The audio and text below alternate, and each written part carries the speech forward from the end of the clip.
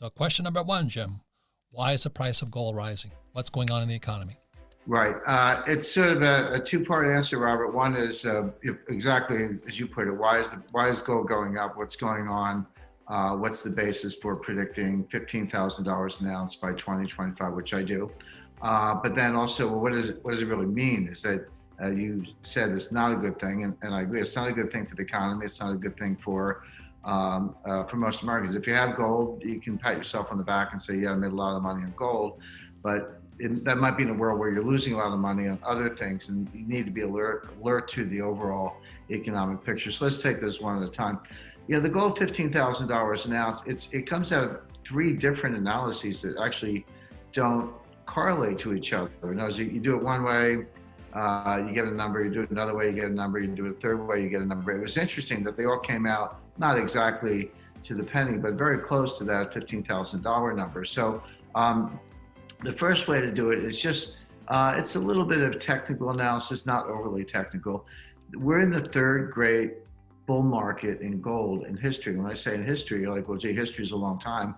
How come this is only the third bull market? Well, the answer is for almost all of history up until 1971, gold was money. So you didn't have bull markets or bear markets. It was just gold.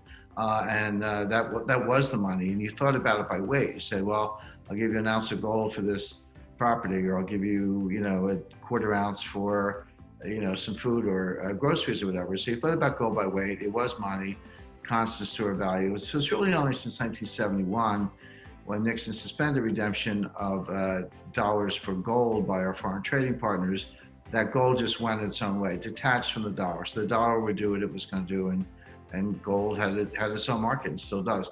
The first great bull market was 1971 to 1980, and gold went up over 2,000%, from $35 an ounce to $800 an ounce in January 1980.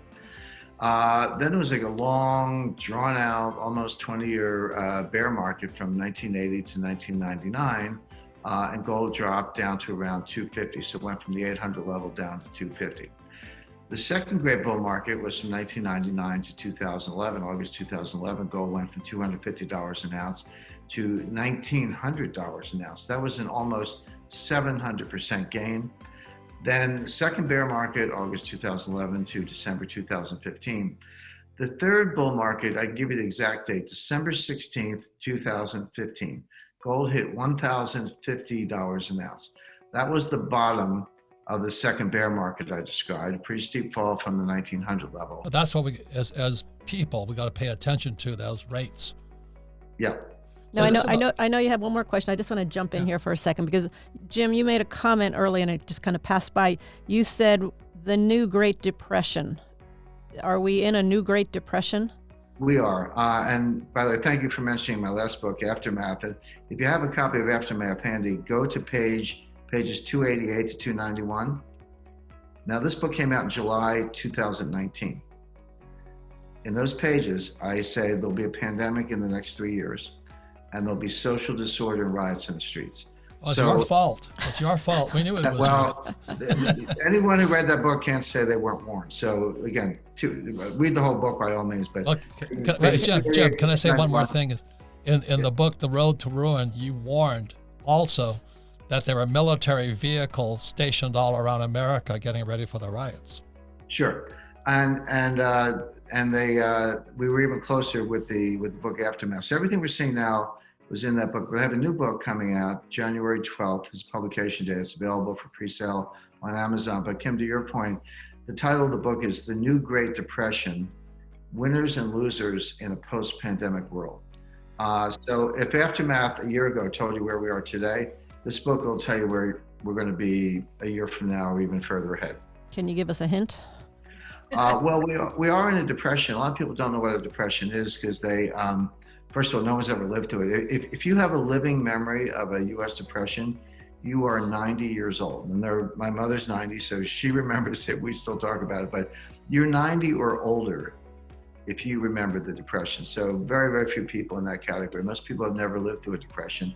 They don't know what it is. They assume must be a continuous declining GDP. It's not. Two quarters of GDP, of declining GDP, is the technical definition of a recession. But a depression means depressed growth. You can have growth in a depression. It's just the growth is below potential. So if your potential is 3.5%, and your actual growth is 1.75%, that gap between, say, 3.5 and 1.75, that gap is depressed growth.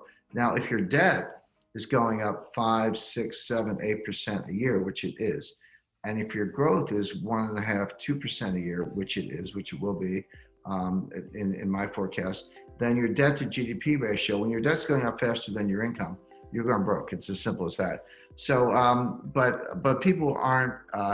We're looking at intergenerational changes, and again, it all comes out of the COVID pandemic.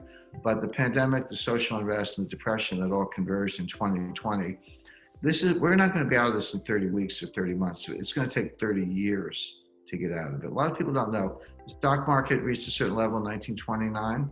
Do you know when it crashed 90%? Do you know when it regained the 1929 level, when it got back to the 1929 level? 1954. It took 25 years to get back to where it was in 1929. The Dow hit 381, and it took till 1954 to hit 381 again. Correct. Yeah. But, So it went down to about 30. So what's the name of your book coming out, Jim? I'm going to get it. The New Great Depression. Great, thank you. All right. That's such an exciting book. I can't wait to get it. Well, better to see it coming than to get run over by it. That's how Yes, no kidding. Such great news we got for everybody today. But anyway, the good news and bad news about the depression. But anyway, the last thing is... Chapter 6 tells you how to make money. I remind people Perfect. that Joseph P. Kennedy became one of the richest men in America by shorting stocks ahead of the Great Depression. So you can make money in depression, you just have to see it coming. Yeah. Anyway, the last question is the debate between inflation and deflation. And I don't know if you pay attention to Peter Schiff, but his definition of inflation and deflation are different than your definition of inflation and deflation. And so the question is, are we heading for wheelbarrow money, where it takes a wheelbarrow of money to buy a loaf of bread? Or are we, what else are we going into? So we're probably, I had a debate with Peter on this recently. It kind of reminded me of the, I forget the character, the Mad Hatter, maybe from Alice in Wonderland. I said, words mean exactly what I say, no more, no less. Peter has a definition of inflation that may work for him, but it doesn't work for the Federal Reserve, the European Central Bank, the United States Treasury, or anybody who's trying to figure things out. So I use consumer price inflation. I mean, just to be a little technical, the Fed uses something called personal consumption expenditure deflator year over year. That's a technical name, but it's basically just their personal core, by the way, core PC deflator year. It's just their personal definition of inflation. That's the one I use. It doesn't matter if I agree with it or not. If I'm trying to figure out the Fed and the markets, I better use the same tools the Fed is using, or else I'm going to miss it. Everybody, I mean, like I said, James Rickards is the man of this time.